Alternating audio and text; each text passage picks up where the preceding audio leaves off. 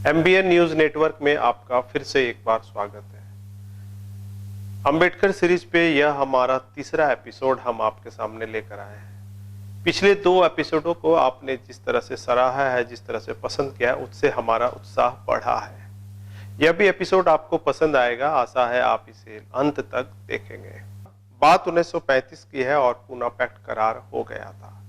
बाबा साहब अम्बेडकर ने गोलमेज सम्मेलन से अपने समाज के लिए जो अधिकार अपने दम पर, अपनी विद्वता पर वहां से हासिल कर लाए थे, उसको गांधी ने अपनी कूटनीति से ढोंग रचकर समाप्त कर दिया। इसके बाद बाबा साहब ने अपनी तीक्ष्ण कुशाग्र बुद्धि से अपने समाज को सुरक्षित करने के लिए जो घोषणा किया, उसने पूरे भारत में हलचल मचा दिया। यह घोषणा हम बताने के लिए आपके सामने इसका कोई महत्व नहीं है, लेकिन उसके बाद जो बाबा साहब अम्बेडकर के साथ 2 महत्वपूर्ण घटनाएं जुड़ी हुई है, वो हमें आज सबक लेने की जरूरत है। बाबा साहब अम्बेडकर ने जो घोषणा किया था, उसने पूरे भारत में तहलका मचा दिया। उन्होंने घोषणा किया था, मैं हिंदू पैदा हुआ हूं, ये मेरे बस की बात नहीं थी, मगर मैं हिंदू मरूंगा नहीं, यह मेरे बस में है। इसने पूरे भारत में तहलका मचा दिया। इससे संबंधित जो 2 घटनाएं हैं, वो बहुत महत्वपूर्ण है।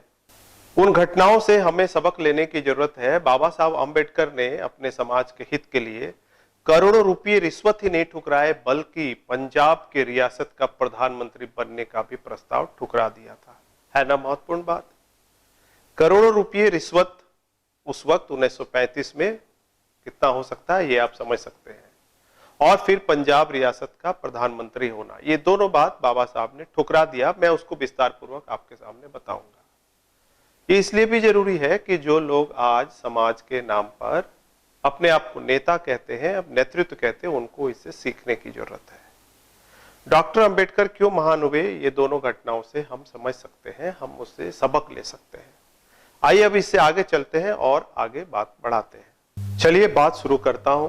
पहले उनकी घोषणा से बौखलाए हिंदू समाज के नेताओं की बौखलाहट साप्ताहिक उर्दू अखबार हिंदू में छपे लेख, जिसका शीर्षक डॉक्टर अंबेडकर की नाशुक्रगुजारी से था। उसे पता चलता है कि इस लेख में बताया गया कि डॉक्टर अंबेडकर को 2 हिंदू राजाओं अर्थात महाराज गायकवाड़ और महाराज कोल्हापुर ने हजारों रुपये की आर्थिक सहायता से इतना विद्वान बनाया। किंतु अंबेडकर की यह नाशुक्रगुजारी देखिए कि वो आज करोड़ों अछूतों को हिंदू धर्म त्यागने का संदेश दे रहे हैं और हिंदू बहुसंख्या को अल्पसंख्यक बना डालने पर तुले हुए हैं। यह लेख यह बताता है कि बाबा साहब हिंदू हैं और उनके 2 महाराज, जो 2 महाराजाओं का मैंने नाम लिया, उन्होंने उनको पैसे दिए, उनको विद्वान बनाया, पढ़ने में सहयोग दिया। चलिए इस लेख में क्या छपा, इसको यहीं छोड़ देते हैं। और आपको पता है कि उस वक्त के कोल्हापुर के महाराज को वहां के पुरोहित ने उन्हें शूद्र कहकर अपमानित किया था।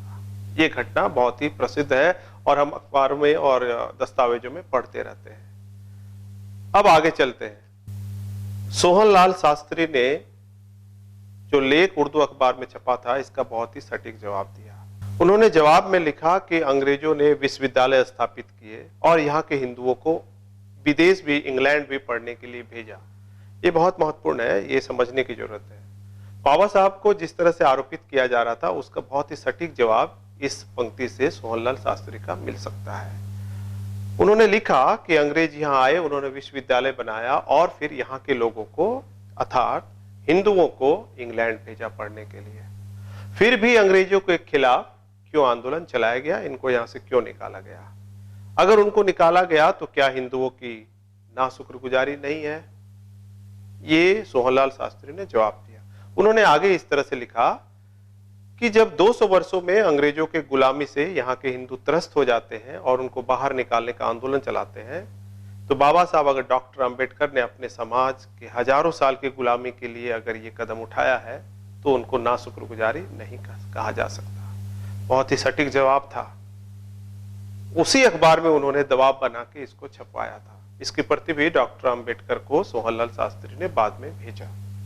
अब इस घटना से जुड़ी जो 2 बातें मैं आपको बताना चाह रहा हूं, वो अब मैं यहां से जिक्र उसका शुरू करता हूं। बाबा साहब अम्बेडकर के बारे में जो आलोचना उस अखबार में छपा था, जिन्होंने इस तरह से लिखा था, उन्होंने ही उसी अखबार में लिखा कि बाबा साहब अम्बेडकर में चाहे कितनों भी दोष क्यों ना हो, लेकिन वह न तो बेईमान है और न ही खुदगर्ज और लालची। आगे उन्होंने लिखा कि डॉक्टर साहब ने निजाम हैदराबाद के करोड़ों रुपए के लालच को यह कहकर ठुकरा दिया कि अपने समाज के कल्याण के लिए हिंदू धर्म त्याग रहे हैं। भेड़ बकरियों की तरह उन्हें मालदार मुसलमान हुक्मरान के साथ नीलाम करने के लिए नहीं। बाबा साहब ने करोड़ों की रिश्वत ठुकरा दी। क्यों ठुकराई? उससे उनका भला हो सकता था, लेकिन समाज का भला नहीं हो सकता था। ये बहुत महत्वपूर्ण है। हमारा क्या, हम तो बस गली मोहल्ले के नेता बनने के लिए समाज को कुएं में तो क्या नर्क में धकेलने को तैयार है। एक बाबा साहब अम्बेडकर है जो करोड़ों रुपये की रिश्वत ठुकरा देते हैं कि मैं अपने समाज को भेड़ बकरियों की तरह नीलाम करने के लिए हिंदू धर्म त्याग नहीं रहा हूं। चलिए छोड़िए, अब आगे चलते हैं और आगे देखते हैं बाबा साहब ने फिर इसके बाद जो तुरंत जो उनके साथ जो घटना घटी, वह इससे बड़ा ही हमें सबक लेने की जरूरत है कि हमारा नेतृत्व कैसा होना चाहिए। सिख धर्म के अनुयायी नेताओं ने बाबा साहब से संपर्क किया। बाबा साहब को पटियाला के महाराज भूपेंद्र सिंह ने अपने यहां बुलाया। सिखों के उन दिनों के नेता सरदार बहादुर महताब सिंह जी भी पटियाला हाउस पहुंच गए थे। बाबा साहब के सामने उन्होंने यह प्रस्ताव रखा कि आप सिख धर्म में वापस आ जाइए। खैर, इस घटना के बाद महताब सिंह वापस लाहौर लौट जाते हैं। वहां उन्होंने अपने लोगों को बताया। लोगों ने पूछा बाबा साहब अम्बेडकर ने क्या कहा आपको, क्या वो सिख धर्म अपना रहे हैं क्या? उन्होंने अपने लोगों से कहा, भाई अम्बेडकर तो बड़े अजीब स्वभाव के हैं, उन्हें संसार का कोई लालच नहीं खींच सकता है। वो जिक्र कर रहे हैं उस घटना का। बाबा साहब ने क्या जवाब दिया उन्हें। महताब सिंह, महाराज भूपेंद्र सिंह और महताब सिंह दोनों बाबा साहब के सामने बैठे हुए थे। बाबा साहब ग्रंथ पढ़ रहे थे, उसका अंग्रेजी अनुवाद वो पढ़ रहे थे। उसी वक्त महाराज ने उन्हें प्रस्ताव दिया, बाबा साहब अगर आप अपने अनुयायियों के साथ सिख धर्म अपना लेते हैं तो हम पंजाब रियासत के प्रधानमंत्री आपको बनाएंगे। फिर से एक बार सुनिए, उन्होंने बाबा साहब को यह प्रस्ताव किया, अगर आप अपने अनुयायियों के साथ, अपने समाज के साथ सिख धर्म अपनाते हैं तो हम आपको पंजाब रियासत का प्रधानमंत्री बना देंगे। आगे महताब सिंह अपने लोगों को बताते हैं, महाराज के ये सब सुनते ही डॉक्टर अंबेडकर ने ग्रंथ को पढ़ना बंद कर दिया और पुस्तक को एक ओर रख कर बोले, इसका मतलब यह है कि तुम्हारे ग्रंथ में मुझे और मेरे लोगों को अपने अंदर लाने की कोई चीज नहीं है। महाराज साहब, मैं लालच और लोभ में फंसने वाली मछली नहीं हूं। बाबा साहब ने प्रधानमंत्री बनने का भी प्रस्ताव ठुकरा दिया। किसके लिए? समाज के लिए। आज वो समाज बाबा साहब को याद कर रहा है, लेकिन इतना भर से ही हमारा कल्याण होने वाला नहीं है। इस एपिसोड में मैंने आपको दो घटनाओं का जिक्र किया। पहला, हैदराबाद के निजाम के द्वारा करोड़ों रुपए की रिश्वत ठुकरा दिया जाना।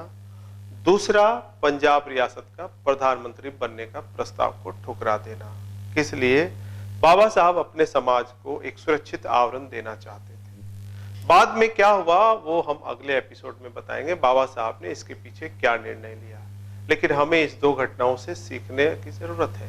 एक बहुत बड़ा सबक है, हमारे बाबा साहब ने करोड़ों रुपया या फिर प्रधानमंत्री बनने से ज्यादा समाज को सुरक्षित रखना समझा और उन्होंने ये निर्णय लिया। क्या हम ऐसा कर रहे हैं? शायद हम नहीं कर रहे हैं और इससे हमें सबक लेने की जरूरत है। समाज या हमारा स्वार्थ, ये हमको समझना पड़ेगा। अब हम आगे चलते हैं। दोनों घटनाओं से आप देखेंगे कि आज के नेताओं की आप तुलना कीजिए। आज संविधान के बदौलत जो आरक्षण से सांसद, विधायक, मंत्री बन रहे हैं, वो ऐसा लोटा है जिनके नीचे पेंदी नहीं है। अपने स्वार्थ के लिए वो किधर पलटेंगे ये अब कहने की जरूरत नहीं है। आज का परिदृश्य भारत का बदल गया है। फिर अब क्या करें? तो आप समझ रहे हैं कि जिस आरक्षण से हमारे नेता, मंत्री, विधायक, सांसद ये बन रहे हैं, उसी तरह के एक समानांतर आरक्षण से 20 से 25 साल के हमारे पढ़े लिखे लोग नौकरी में जा रहे हैं। मतलब आप समझ रहे हैं मेरा इशारा?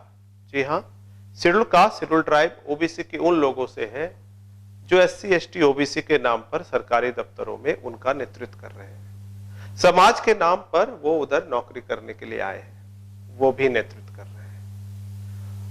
हमारा आरक्षण से पैदा हुआ नेता 5 साल का हो सकता है, 10 साल का हो सकता है, लेकिन जो पढ़े लिखे पदाधिकारी हैं, कर्मचारी हैं, वो समाज के नाम पर 20 से 40 साल तक नौकरी करते हैं। इनकी जिम्मेदारी बढ़ गई है। लेकिन आश्चर्य यह है कि वो लोग जो 20 साल से 40 साल तक समाज के आरक्षण के नाम पर, SC, ST, OBC के नाम पर नौकरी कर रहे हैं, उन्होंने समाज से दूरी बना ली है। उनको ऐसा लगता है कि हम अपने टैलेंट के बदौलत हम यहां तक पहुंचे हैं। मैं उनको याद दिलाना चाहता हूं इस सीरीज के माध्यम से, आप अपनी 2 पुश्त पीछे का इतिहास झांक कर देख लें। आप अपने बाप दादाओं की पुश्तैनी पेशा को याद कर लें। क्या आपके पिताजी, आपके दादाजी टैलेंटेड नहीं थे? आप ये समझिए, हमारे पढ़े लिखे लोगों को ये समझना चाहिए कि आपको अपॉर्चुनिटी मिली, आपको अवसर मिला तो आप यहां तक पहुंचे हैं। ये समझना बहुत जरूरी है। बाबा साहब ने अगर अपना स्वार्थ का ध्यान रखा होता तो आज वो प्रधानमंत्री के नाम से दर्ज होते, उनके पास अरबों करोड़ों की संपत्ति होती, जैसे नेहरू और बाकी लोगों के पास हुआ। इसलिए हमको ये समझना चाहिए, हमारे जो पढ़े लिखे लोग हैं उनको यह समझना चाहिए कि हम बाबा साहब के आंदोलन से, बाबा साहब के त्याग से, बहुजन महापुरुषों के त्याग से हम यहाँ पहुंचे हैं। अपने टैलेंट का गुमान और घमंड को त्यागना चाहिए और समाज से फिर जुड़ना चाहिए, समाज के बीच जाना चाहिए। ऐसे बहुत सारे लोग हैं जो इन दायित्व को समझ रहे हैं, लेकिन उतना काफी नहीं है। एक बड़ा समाज आज भी अधिकार विहीन है, उसको समझाने की जरूरत है, उसको मुख्य धारा में उनको जो हक अधिकार मिलने चाहिए उनको दिलाने की जरूरत है। संविधान लागू भारत में पूर्णतः नहीं हो रहा है, इस कारण जो घटनाएं घट रही है हमारे समाज के साथ, दूसरी तरफ जो निजीकरण चल रहा है, उससे हम फिर अधिकार विहीन हो जाएंगे। आपका टैलेंट जीरो में चला जाएगा। चेतिए और बाबा साहब अम्बेडकर को पढ़िए, उनके त्याग को पढ़िए, जिसके बदौलत हम आज इस हालात में हैं। आप देखते रहिए। यह एपिसोड कैसा लगा आप जरूर हमें कमेंट बॉक्स में बताएं। जय भीम।